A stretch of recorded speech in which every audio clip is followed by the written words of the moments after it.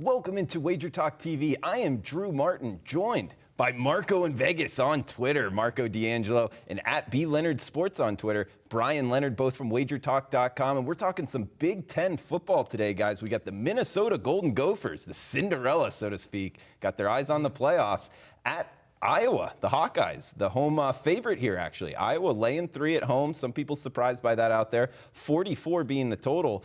Brian, start off with you. Interested in this Big Ten matchup? I'm definitely interested in this one. I used as my free play on the website. Okay. I like Iowa here. I think a lot of people surprised that Iowa is the favorite here. A lot of people I've talked to that aren't in the gaming industry also thought the same thing. So Minnesota winning that game. They're in the public eye right now. A lot of people looking to play Minnesota. I'm hoping to get a little bit lower line here on Iowa. You know, you got a Minnesota team. They talked last week coming into that game that was the biggest game that they had there, and they were all excited about it.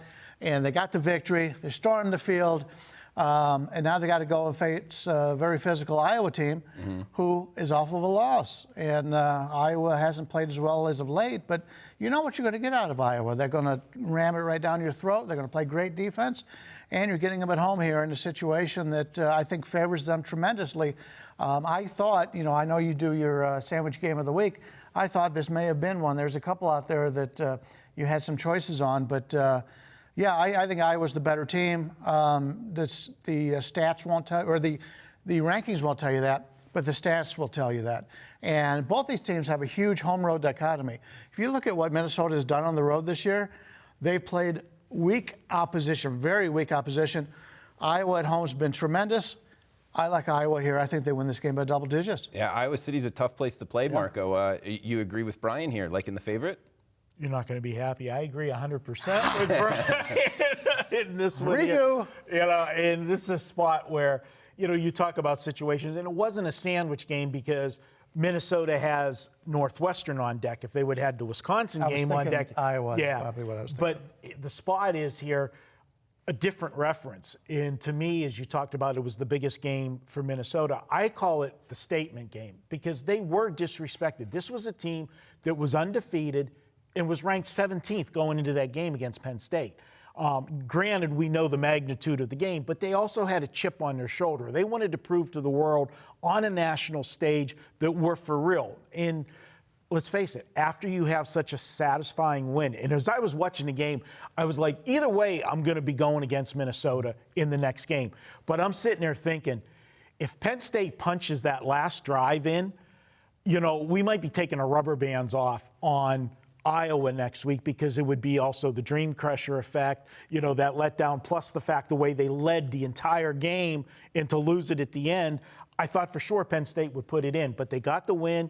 As you said, we do it in basketball, Brian. How many times, you know, we'll text each other after watching a game, we got to storm the floor game because tear down the goalpost, storm the floor. When you have a team that the win is so big that, you know, the fans, the crowd base and everybody, you know, has that excitement. That was pandemonium is the only way you could describe that. Everybody was on the field and nobody was leaving. It was like, you know, it was like, we're not going home. We're just going to stay here all night and enjoy the win. Iowa is a great defensive team. There's no question about it. Nobody has scored more than 24 points on them all season, and that 24 came last week against Wisconsin.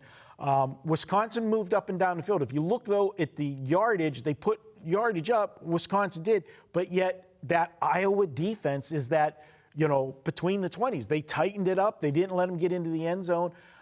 I don't see Minnesota being able to score the points that they need to score here. And then on the flip side of it, Iowa's offense is very pedestrian. We know that. That's the problem with them.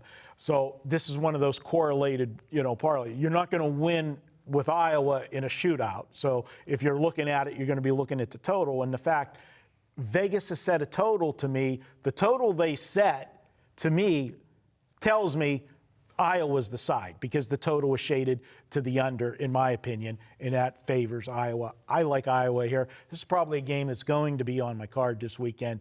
I just think it's a great spot for them. Kudos to everything Minnesota. They're fun to watch. And one of the things that I said last week when we broke down the Penn State Minnesota game, and if you watched the game, you saw the difference in it. The team speed of Minnesota, so much more than Penn State. And I said it was going to be an advantage given Penn State plays on grass, and we know Happy Valley, they used to sometimes, when they needed to negate that, if the other team had team speed, leave the grass a little higher at Happy Valley, go into Minnesota and playing on the field turf, the speed's an advantage for Minnesota.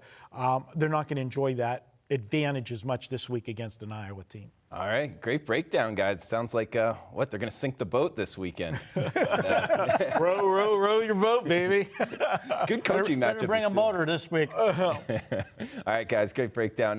Guys, remember $9 Monday at WagerTalk.com and SportsMemo.com. All daily packages for Monday's action are only $9, including any 5% bets. Best bets normally priced at $40.